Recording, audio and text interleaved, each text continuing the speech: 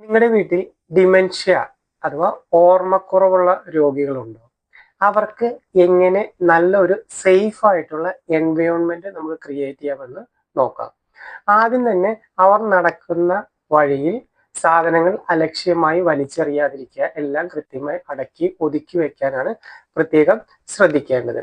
അതുപോലെ തന്നെ ഇപ്പൊ അപകടം വരുത്തുന്ന കത്തി, മെഡിസിൻസ്, മറ്റുള്ള ലോഷൻസ് ഇതെല്ലാം കൃത്യമായി സ്ഥലങ്ങളിൽ എടുത്ത് സൂക്ഷിച്ചു വെക്കേണ്ടതും പ്രത്യേകം ശ്രദ്ധിക്കേണ്ടതുണ്ട്.